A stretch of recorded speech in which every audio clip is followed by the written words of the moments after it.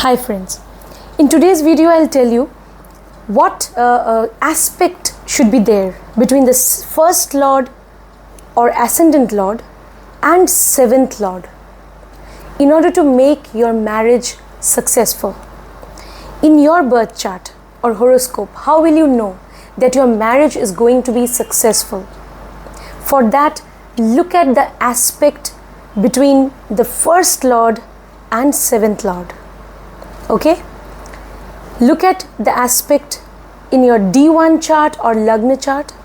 Also look at the aspect between the first lord and seventh lord in your D9 chart or the Navamsha chart, because that is also the chart of fortune, and even that chart is, it gets activated after the age of 33 onwards, and 33-35 onwards. It is also called at times referred to as the chart of marriage or fortune. Now friends, what aspect, relation of aspect will say that, or will indicate that your marriage is going to be successful, and which aspects between the first lord and seventh lord will indicate that the marriage is going to be unsuccessful, or the marriage is going to break or get dissolved or end in separation or divorce. All right, so that will be today's discussion. Very interesting. Stay with me till the end. Very soon I'll be showing charts, example charts on the screen. Okay, so that will be clear to you. I'll show with the help of charts on the screen, birth charts. So please stay with me. Now friends, which aspects can save the marriage or make the marriage successful? Aspects between the first lord and seventh lord. Okay, if the first lord and seventh lord, they are in conjunction in the same house, in the same sign, in Bhrigunandinari Jyotish we say that they are casting first aspect on each other when they are together in the same sign, same house. Okay, in that situation you have to find out in which house this conjunction is taking place between the first lord and seventh lord. If the conjunction is happening in the same sign and house, in the first house or in the fifth house or in the ninth house, okay, and if the conjunction is happening in the second house, fourth house or 11th house, in any of these houses, then there is a possibility that the marriage is going to be saved. If the 8th lord is aspecting this conjunction, then definitely there will be ups and downs in the relationship. Okay, if the dignity of the first lord and seventh lord in the D9 is not good, or if they are under affliction again in the D9, then definitely it could be very challenging for the couple to save the marriage. Otherwise, if the conjunction between the first lord and seventh lord is taking place in the first house, fifth house, ninth house, or in the second house or fourth house or 11th house, then there is a possibility that the marriage is going to be successful. Unless the first and seventh lord especially is under great affliction in the D9. So find out, D9 or D1, the seventh lord should not be under great affliction. Okay, then definitely these houses, if the conjunction is happening in any of these houses, we can say that that is a snapshot prediction that the marriage is somehow going to work. Now let me come to the more interesting part. Which aspects between the first lord and seventh lord will say that the marriage is not going to work and it's going to end in separation or divorce? What are those aspects? All right, the main aspect which you have to keep in mind, which is considered to be almost the most malefic, it's not aspect actually, it's position. its position actually. The most malefic position, or the most malefic position of the 1st and 7th Lord. What is that position, do you know? Okay, it is not aspect, it is here, it is position. It is the 6-8 position. If the 1st Lord is at the 8th position from the 7th Lord, then the 7th Lord will be from, at the 6th position from the 1st Lord, or vice versa. So that means you have the 6-8 position between the 1st Lord and 7th Lord. Find out. That I'll show you with the help of example charts. So don't worry, I'll show you very soon. So that is a very problematic, almost horrible position for marriage. That position, if it is there in your birth chart, 6-8 position between the 1st Lord and 7th Lord, then you can also say there is a denial of marriage. Marriage is not going to happen at all. Even if it somehow happens, it is not going to last long, and it's going to end very soon. So because there is a total denial of the event of marriage in the life of that native, where you have the 1st and 7th Lord in 6-8 position in the D1 chart. Also look at the position in the D9 chart. If it is at 6-8 position in the D9 chart, then also the 1st and 7th Lord position, if it is 6-8 position even in the D, look at the 1st Lord and 7th Lord in the D9 chart. Don't get confused.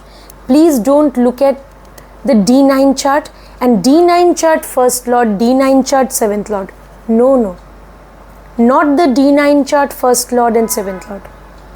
1st Lord and 7th Lord, whichever planet, say 1st Lord is Mercury, 7th Lord is Jupiter in your D1 chart, okay, in your D1 chart, then look at Mercury and Jupiter's position in the D9 chart. That's what I was trying to say. Okay, Mercury and Jupiter's position in the D9 chart. That also you have to find out.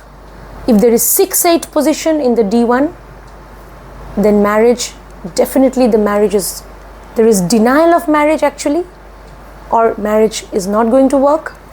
In the D9 also, if you have this position, or you have this position in the D9, say you don't have in the D1, you have it in the D9, then also the marriage is not going to work actually. Even if the 1st Lord and 7th Lord of the D1 chart, if they are in the D9 chart in 6-8 position, that is also not considered to be good or auspicious for the marriage, and the marriage is likely to break and dissolve.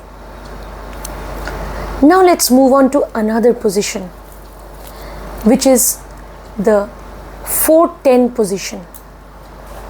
4-10 position. Now 4-10 position is considered also to be not that good for marriage.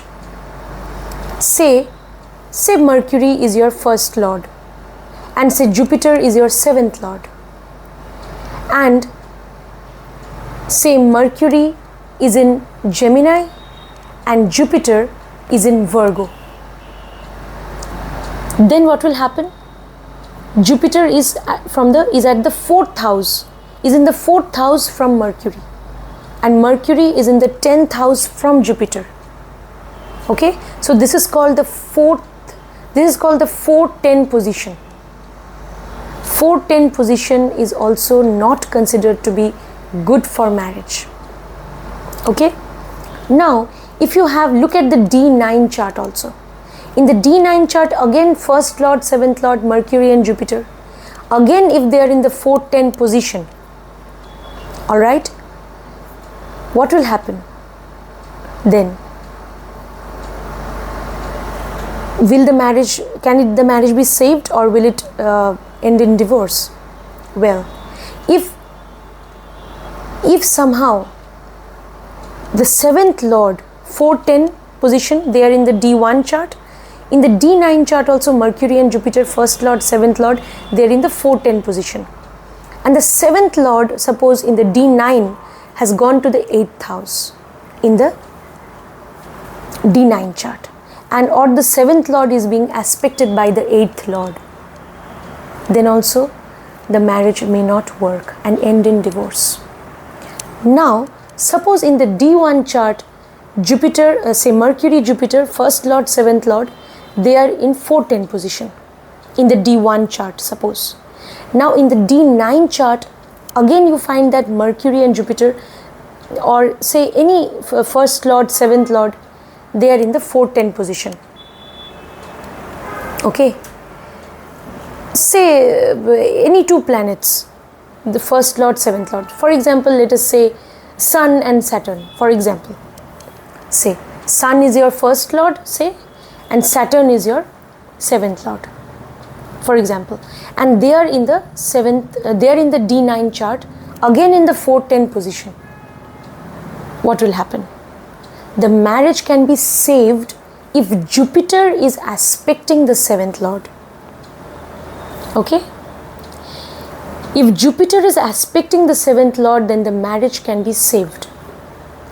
Or say if Jupiter itself is the seventh lord, then a benefic planet must aspect, say the 9th lord in the D1 chart. The 9th lord in the D1 chart is aspecting the 7th lord in the D9 chart. Then the marriage can be saved. Okay? I give you the example of Mercury and Jupiter. Say Mercury and Jupiter, again they are in 4-10 position in the D9 chart. Then Jupiter is the 7th lord in the D9. Jupiter has to be aspected by the 9th lord of the D9 of the D1 chart. In the D1 chart, you will have some 9th lord. Say for example Venus. So that 9th lord will have to aspect Jupiter in the D9 chart. So that can save the marriage. Even if there is 4-10 position between first lord, seventh lord. In the D1, again in the D9. Okay? In the D1 also, if the seventh lord is being aspected by Jupiter or 9th lord, then the marriage may be saved. But nevertheless, 4-10 is also not a very good position of the first lord and seventh lord for marriage. It is not very auspicious. When there is 4-10 position, usually the relationship is not that healthy and cordial between the couple. Usually that's what I have seen in charts. There is some tension, some problem, some stress, some conflict always there in the relationship. This happens when there is 4-10. If some benefic aspect is there either in the first in the D9 or D1, then somehow the marriage may be saved. Otherwise the marriage usually cannot be saved and the marriage does not last long. This happens. Now let's move on to another position between the first lord and seventh lord. Now let's talk about the 212 position. 212. What is the 212 position? Say Mercury is your first lord. Okay, Mercury is casting second aspect on Jupiter. Mercury is your first lord, ascendant lord. Mercury is casting second aspect on Jupiter, for example, and Jupiter is the seventh lord, say. Okay, and the seventh lord is casting second as 12th aspect on Mercury. If Mercury, obviously this is the 212 position. Okay, you know that. I'll show in example charts, don't worry. What about the 212 position? The 212 position, in Bhrigunandinari, we believe that planets which are in 212 position, they, especially the planet which is casting second aspect, if it is a benefic planet or friendly planet, then it's considered to be good. If that planet is a natural benefic, like Jupiter, Venus, or if it is like friendly to the seventh lord planet, then it's considered to be good combination even for marriage. Okay, this 212 position. Okay, otherwise say the two planets are inimical to each other. Say Sun and Saturn. Sun in the say Saturn is in the first house and Sun is in the second house. Saturn is casting second aspect on Sun. Sun is casting 12th aspect on Saturn. They are inimical planets. That is not considered to be good for marriage. Okay. Further, again, you have to find out other things. Say Saturn is the 7th lord in the first house and Sun is the ascendant lord in the second house. Now Saturn, the 7th lord, is also in turn being aspected by somehow the 8th lord, and then this even these two planets, Sun and Saturn, are inimical to each other, then definitely the marriage may not survive or may not last long, and the marriage can end in divorce. This can happen. So this is the 212 position. Find out if the planet, if the second aspect is being cast by a benefic planet, then it's good. And if the two planets, first lord and 7th lord, they are friendly, then it is considered to be good. Otherwise there could be problems, and somehow if the 8th lord is aspecting, there can be further problems in the marriage. Okay, this is about the 212 aspect. Now in Bhrigunandi Nadi Jyotish, we talk about the 12th aspect, the 12th aspect of a retrograde planet. I get comments in the comment box from my dear viewers saying, ma'am, what is 12th aspect, what is 5th and 9th aspects? My dear, these are aspects which we take into consideration in Bhrigunandi Nadi Jyotish. In Bhrigunandi Nadi Jyotish, we take into consideration 12th aspect of a retrograde planet, 5th aspect and 9th aspect. These are called trinal aspects. We take into consideration these aspects. We take into consideration the second aspect. Okay? Every planet has 2nd, 5th and 9th aspects. So these are aspects in Bhrigunandi Nadi Jyotish. So this is just for your information and clarification. Alright? Okay. So yeah. So suppose the planet which is casting, okay, say Saturn is in the second house.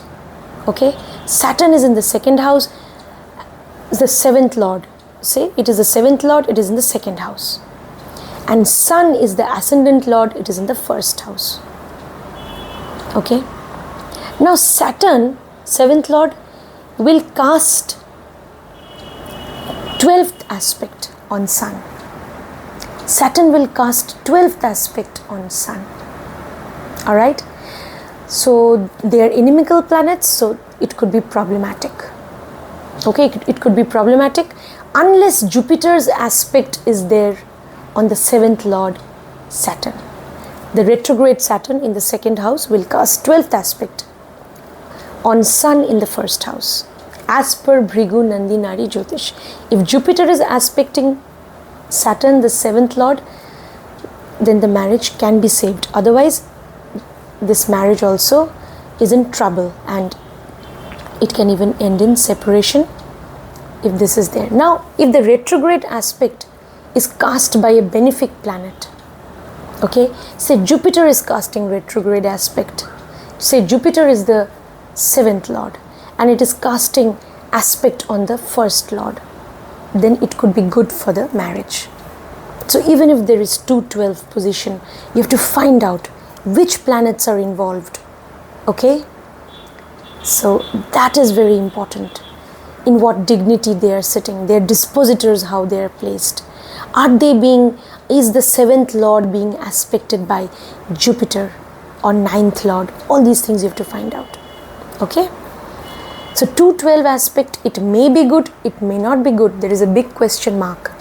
So you have to find out the dignity of the 7th lord and the relationship between whether they are friendly, inimical, all these things, the relationship between the first lord and 7th lord.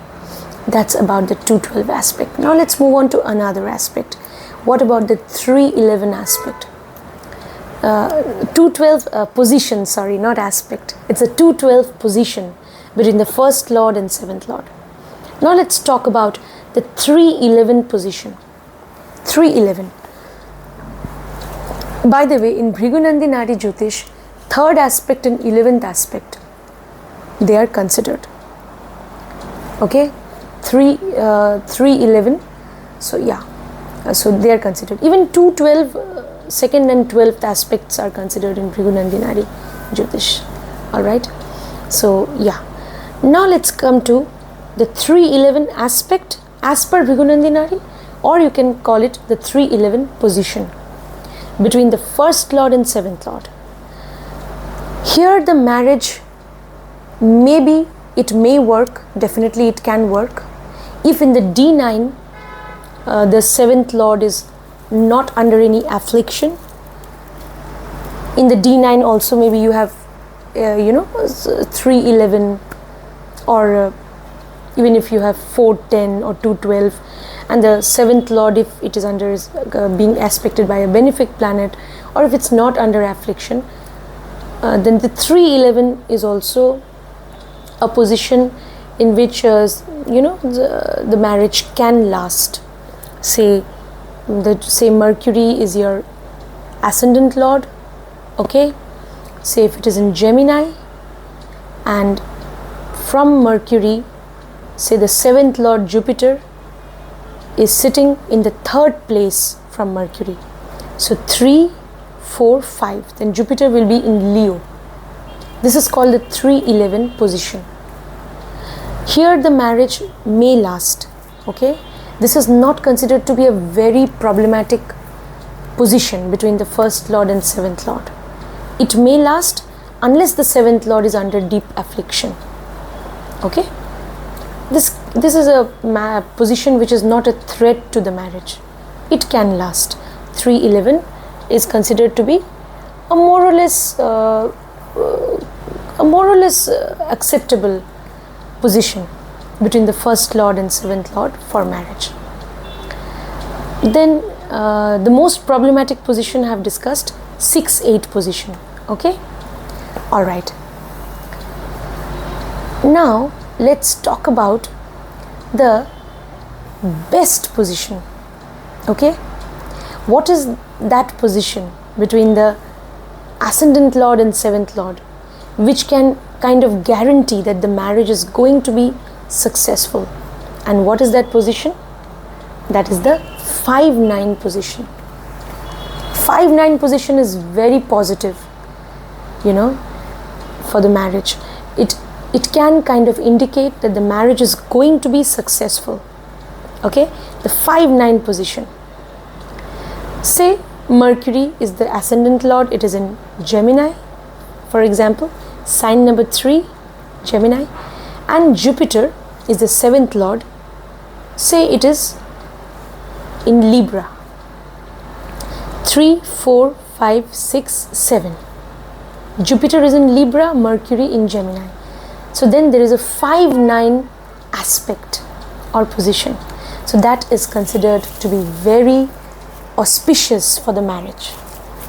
5-9 position. In the D1 chart, even in the D9 chart.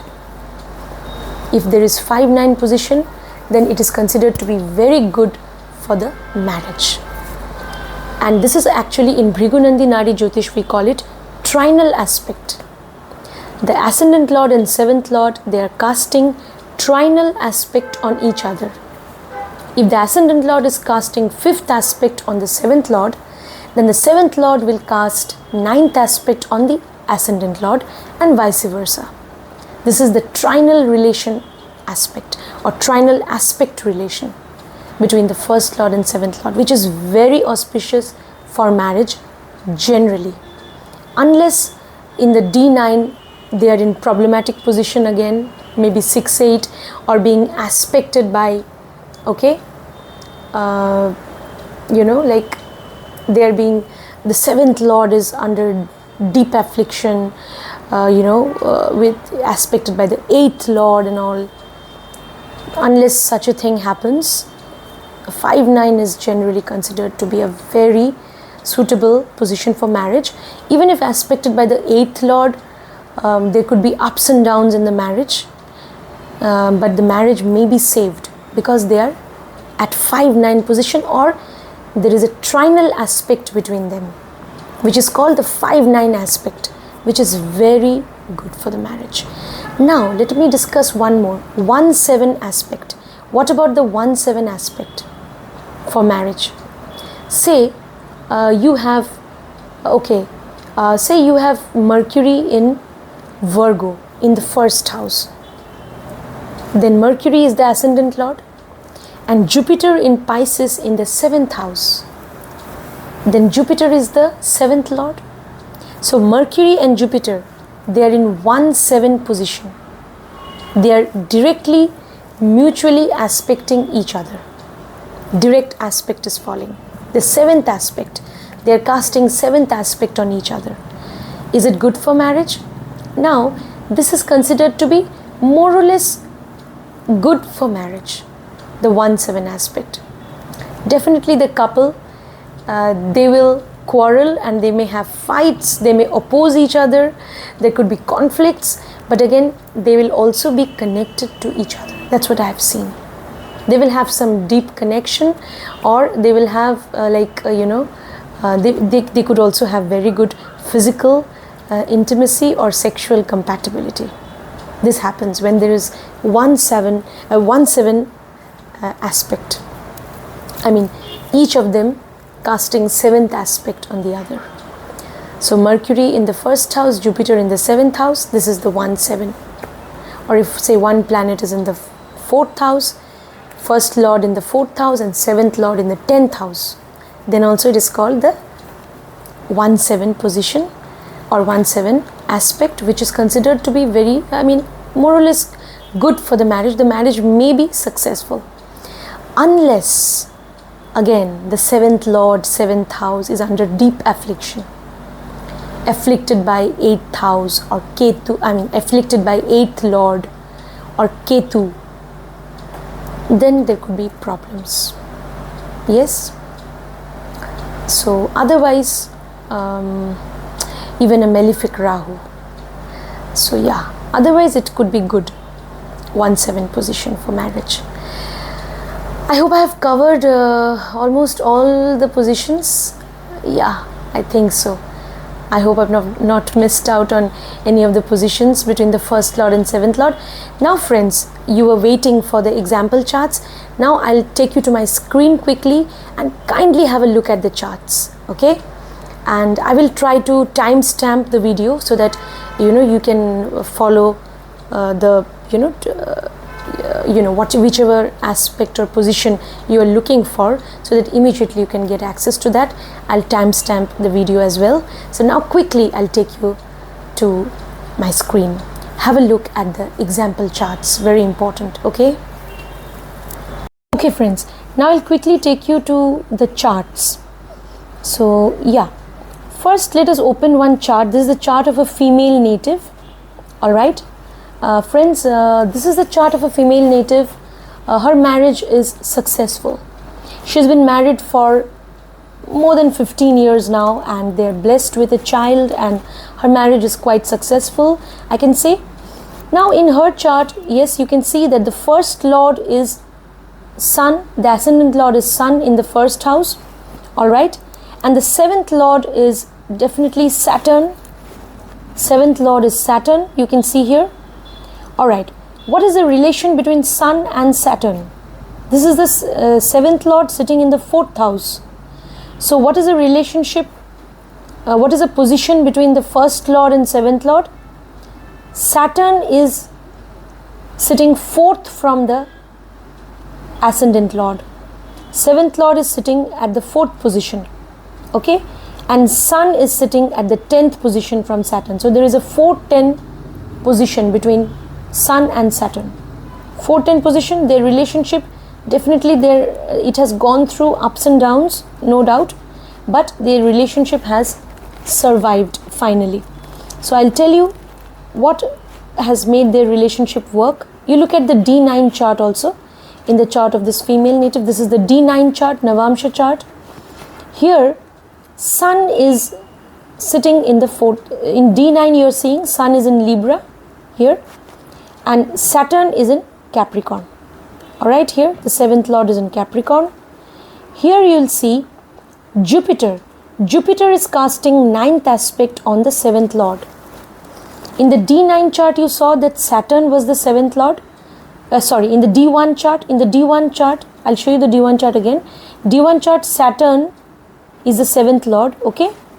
Now, the 7th Lord is being aspected by Jupiter. Jupiter's 9th aspect is falling on Saturn. This is Jupiter in Taurus. Jupiter is casting 9th aspect on Saturn in the D9 chart. So their marriage is successful. Alright, their marriage is successful because after all the benefic aspect of Jupiter is there. So this is a 410 position chart. 410 position between first aspect and between 1st Lord and 7th Lord. So 410 is also a problematic position, I told you. But because of the benefic aspect of Jupiter, the marriage has been successful. Now let's move to another chart. This is the chart of a male native. Okay, a male native. Here you see, friends, the 1st Lord or the Ascendant Lord is Saturn. Saturn is in the 10th house. 7th Lord is also in the 10th house. 7th Lord also in the 10th house. So both of them are sitting in the 10th house. Okay. I told you that 1st Lord and 7th Lord, if they sit in the 1st house, 5th house, 9th house, 2nd house, 4th house or 11th house, then usually the marriage is successful. They are sitting in the 10th house. But say if the 7th Lord is aspected by Jupiter, or the 7th Lord is in good dignity in the chart, the dispositor is also well posited, then even if the conjunction of the 1st Lord and 7th Lord, they are happening in the 10th house, then there is okay, unless the 7th Lord is in affliction. But here you see what is happening. The 1st Lord and 7th Lord, 1st Lord Saturn, 7th Lord Sun, they are sitting together in Scorpio in the 10th house. Okay, and the 8th Lord is also with them. You can see Virgo in the 8th house. So Mercury is the 8th Lord. So they are being totally aspected by Mercury. This is the first aspect of Mercury as per Bhrigunandi Nari Jyotish, or you can say they are in conjunction with Mercury. So Mercury is strongly in conjunction with the 1st and 7th Lord. So Mercury is totally aspecting this conjunction, or it is actually with this in this conjunction itself. Okay, so Mercury 8th Lord is with the 7th Lord Sun here. So this marriage also has, because the 8th Lord is with them in the 10th house, with the 1st Lord and 7th Lord in the 10th house, so 8th Lord is there. So definitely this marriage also, the marriage of this native also ended in divorce. And this is the chart of a male native. Okay, friends, now I'll go to another chart. Another chart. Yeah, this is also the chart of another male native. Another male native. Here this 1st Lord is Saturn. 1st Lord is sitting in the 10th house. 7th Lord is Moon. 7th Lord is Moon. Moon is sitting in the 7th house. So what relation is there between the 1st Lord and 7th Lord? You can see 1 from Moon. Moon is in Cancer. 1, 2, 3, 4. So there is a 410 aspect, Saturn in Libra. So 410 position actually. 410 position between the Ascendant Lord and 7th Lord. 410 position. Alright. This is happening in the D1 chart. Alright, 410 position. 410 is also a position which is not very good, and there will be conflicts in the relationship. But I told you, in the D9 chart, let us look at the D9 chart. In the D9 chart, if 7th Lord is aspected by Jupiter or a benefic planet or 9th Lord, then it can be saved. Now in the D9, what has happened? Okay, Saturn is the 1st Lord, I told you. In the D9 chart, Saturn is in Pisces here, okay, and Moon is in Libra here, okay. Moon is in Libra, Moon, the 7th Lord, is in Libra. Here what is happening, friends? Here you see, so Moon is the 7th Lord. Moon is the 7th Lord. Yes, in the 7th house, in the Lagna chart, you have the sign of Cancer. So the 7th Lord is Moon. So look at the D9 chart. In the D9 chart, the 7th Lord is not being aspected by Jupiter. Moon is 7th Lord. Jupiter is not casting any aspect on the 7th. Jupiter is in Cancer. It is not casting any aspect on Moon, which is the 7th Lord in the D1 chart. Okay.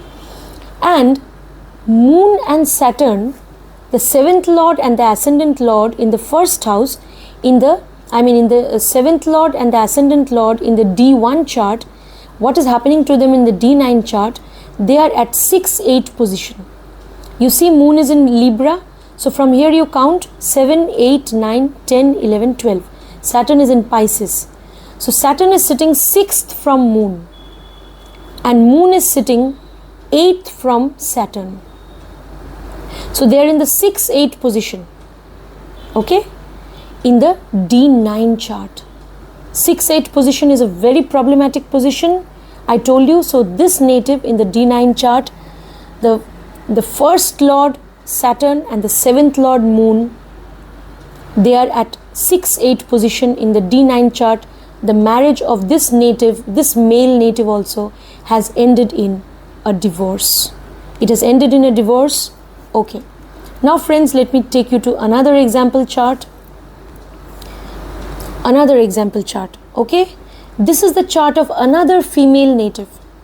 Another female native. She is a Cancer ascendant. She is a Cancer ascendant. Ascendant Lord is in the 6th house. Moon is in the 6th house. And 7th Lord Saturn is also in the 6th house. Okay. Saturn is retrograde in the 6th house with Moon. Now this is a problematic house. First Lord and 7th Lord together in the 6th house of conflict, quarrels. Okay, it is not good for the health of the relationship. It is not good for the marriage. Okay. So also you can see that the 7th Lord Saturn is not being aspected by Jupiter. Jupiter's aspect is also not falling on the 7th Lord. Okay. Instead, the 7th Lord Saturn is being aspected by, it is being aspected by Mercury. Mercury is aspecting. Now you will say, how Mercury? Because in Bhrigunandi Nadi Jyotish, we take into consideration the 5th aspect of every planet. It is a trinal aspect. So Mercury is in Leo. So 1, 2, 3, 4, 5. Mercury is the 12th Lord. You can see in the 12th house you have Gemini. So Mercury is the 12th Lord. The 12th Lord is casting 5th aspect on the 7th Lord retrograde Saturn. So 12th, it is being aspected by 7th Lord in the 6th house already, which is considered to be a somewhat definitely a malefic house. So here the 7th Lord is being aspected by the 12th Lord as per Bhrigunandi Nadi Jyotish. So in this case also, this female native, her marriage also ended in divorce. Her marriage also ended in divorce. Now let me take you to the final chart. This is another chart, friends. Here this is the chart of a male native. The first Lord is Sun. Sun is in the 2nd house. And the Ascendant Lord, the Ascendant Lord is Sun in the 2nd house. And the 7th Lord is Saturn. Saturn is sitting in the 1st house. Okay. So in Bhrigunandi Nadi Jyotish, we refer to this position as the 212 position or 212 aspect. Saturn is casting 2nd aspect on Sun. And Saturn has gone 12th from Sun. Saturn has gone 12th from Sun and it is casting second aspect on Sun. Okay. Now friends, already these two planets, they are inimical in nature, Sun and Saturn. Okay. So Saturn's second aspect on Sun will not be good for the marriage. Alright. Because again, this is an inimical planet to Sun, and this the 7th Lord is in such a relation of there is a 212 position or aspect here. Now here friends, again you will see that here again Rahu is there. Definitely you have Rahu here, which is also which may also cause problems in the relationship. Okay. And now we will look at the position. We will look at this position between the first Lord or Ascendant Lord Sun and Saturn. What position they are in the Navamsha chart. Let us go to the D9 chart. In the D9 chart, what is the position of Sun and Saturn? Yes friends, the marriage is in trouble. Why? Because you see, the Ascendant Lord Sun is in Pisces in the Navamsha, and the 7th Lord Saturn is in Leo. So what is the relation between them? From 12 you count up to Leo, from 12 to 5. So Sun is in Pisces. So 1, 2, 3, 4, 5, 6. So Saturn has gone to the 6th position from Sun. And Sun has gone to the 8th position from Saturn. Sun has gone to the 8th position or to the 8th house from Saturn. So this is a 6-8 relationship. What relationship you find? The 6-8 position relation between the first Lord, Ascendant Lord Saturn, and 7th Lord Sun. And Ascendant Lord, Sun and the 7th Lord Saturn in the D9 chart, Navamsha chart. So the Ascendant Lord and 7th Lord, Sun and Saturn respectively, they are in 6-8 position. You can see in the D9 chart, 6-8 position. So the marriage of this native also has ended in divorce. Okay. So definitely the marriage is in trouble, and it was in trouble and it ended in divorce. You can see the 7th Lords in the D1 chart, in the Lagna chart, there was 212 relation, 212 position between Saturn and Sun, and in the D9 chart there is 6-8 position between Saturn and Sun. Okay, that is Saturn 7th Lord and Sun Ascendant Lord. 6-8 position is in the Navamsha is also not going to support the marriage, and it is not considered to be good for the marriage. So the marriage ended in divorce. Friends, I hope I have been able to throw some light on certain confusions or doubts which you have had regarding what position should be there, what aspect should be there between the first Lord and the 7th Lord. What kind of aspect or position between the first Lord and 7th Lord is good for the marriage. So from this video, I hope you have got clarity.